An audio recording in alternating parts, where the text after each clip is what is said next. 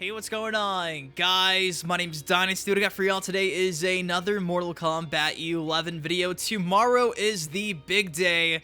The Game Awards taking place, and hopefully we see a new trailer drop for whatever NetherRealm Studios has been working on over the past few years. Personally, I'm still kind of caught in the middle. I think it's a 50-50 shot.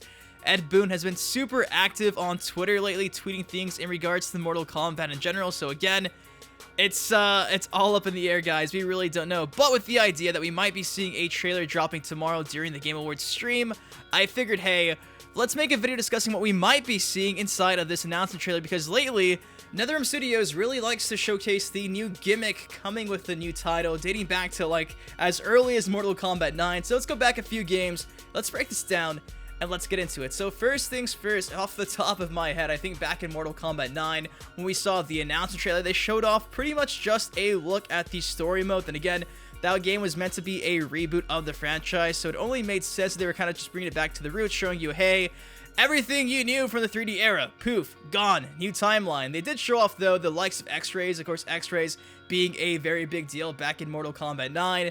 For the very first Injustice game, they pretty much just focused on the fact that, again, this was a DC fighting game with a bunch of DC heroes and villains, so it was kind of bare bones, but it did get the point across.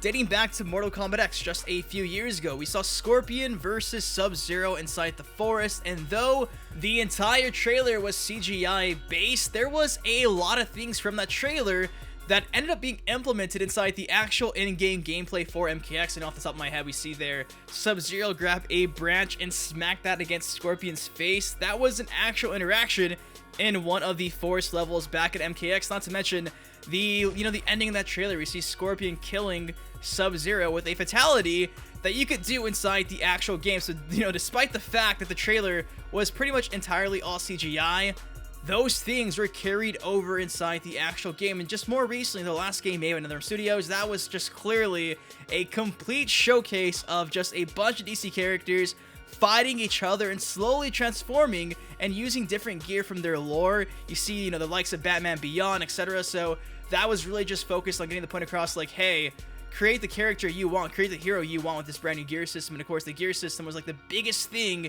inside of Injustice 2. So it's safe to say that whatever this new game being made by NetherRealm Studios is, I'm pretty sure it's Mortal Kombat 11. We all think it's MK11.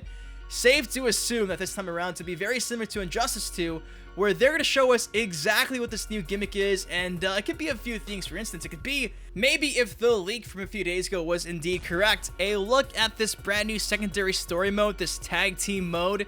And inside this tag team mode, we see Scorpion and Sub-Zero working as a team. Essentially, it was supposed to be like a continuation of like the Mortal Kombat Shaolin Monks premise. This time, though, we have fire and ice. We have Scorpion and Sub-Zero at one point in time. There is going to be a Shaolin Monks 2 involving Scorpion and Sub-Zero working as a team. Of course, inside the lore of Mortal Kombat, this new timeline, Sub-Zero and Scorpion are, they're no longer enemies. They're friends now. So it could be like the very first time ever inside a trailer we see very iconic characters like Scorpion and Sub-Zero not killing each other for the, for a change, but working together, maybe going up against the likes of the next big bad in this game, if it being Onaga, if it being maybe Shang Tsung, if it being, of course, who we saw at the end of the MKX story mode, Evil Katana and Evil Liu Kang. So if there is really going to be a secondary story mode, kind of like Shaolin Monks, where you're working as a team, why not showcase that using some of the most iconic, recognizable characters inside the franchise? And if anything, if that's not true, say they're bringing back the likes of a tag team mode. Of course, tag team mode is very prevalent inside of fighting games. Just even more recently, Dragon Ball FighterZ, arguably the best fighting game of this year, that's a tag team based game. I know tag team mode was back in Mortal Kombat 9. A lot of people want to see it return. So hey, if they do bring back a tag team mode, maybe you see Scorpion Sub-Zero working as a team, going up against like Noob Smoke or, Shang Tsung and Quan Chi. Quan Chi's dead, but you get the point I'm trying to say here. Maybe we get to see some teamwork in action.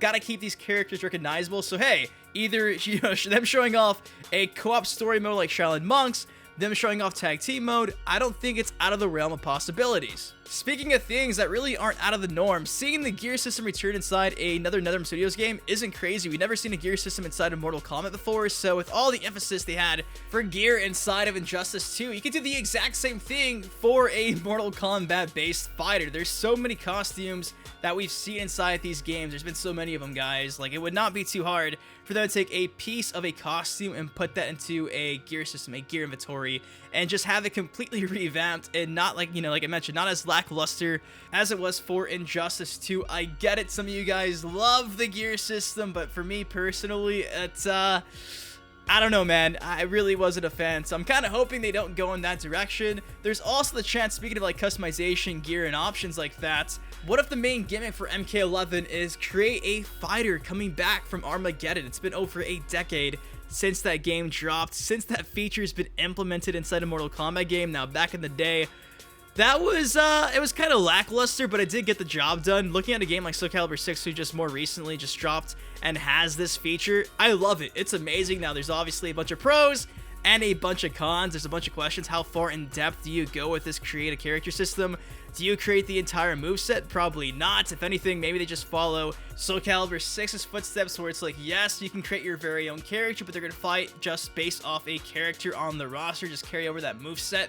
That makes sense. Of course, the cool thing about that is if a character doesn't make the roster or is a DLC character and you don't want to drop the $5, you can always just make your own version of that character and boom, you're good to go. Save yourself some money and you're not too bummed out. Again, though, from like a business standpoint, I can see where NetherRealm Studios and WB's like, no, we don't want to give them the chance to create these DLC characters, because, you know, you look at Soul Calibur 6, 2B's a guest character, and so many people have made their own version of 2B just using the stuff they had inside the create a character option. So again, it's pros and cons from a lot of, you know, standpoints. If anything, maybe there's like a conquest mode.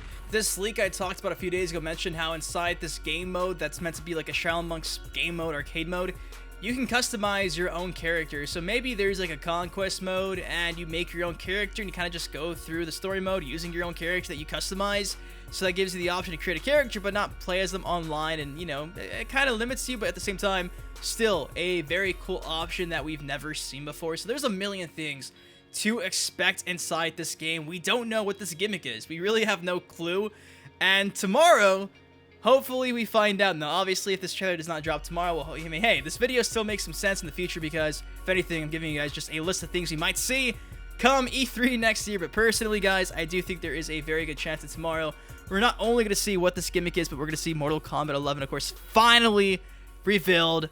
Finally, the wait might be coming to an end. But that's it, guys. What do y'all think of this? I'm very curious. What do you think this new trailer is going to showcase? Do you think it's going to be just a pretty basic, normal trailer showing off maybe just some cinematics from the story mode? Do you think they're going to focus on something like tag team mode or this brand new co-op story mode? Do you think they're going to focus on maybe create a fighter coming back? What do you think? Of course, if you guys did like this video, please take 1 second, drop a like on it. Subscribe for some more SC6 MK11 content. Until next time, I've been your host, I've been Dynasty. You guys take care, stay safe, and I'll see you guys later. Peace. You one of the greatest. You deserve more exposure, man. You underrated. To all the Dynasty haters, promise you'll love him later. Y'all gon' react like he did when he seen the trailer. But hold up, let me hit y'all with a twist. Wait, I'm Sub-Zero. The rap game is the Lin Kuei. You see, I've been a fan of Dynasty for years now. GTA, MK, and Justice. I'm still down. Rapper meets gamer. I wonder how y'all feel now.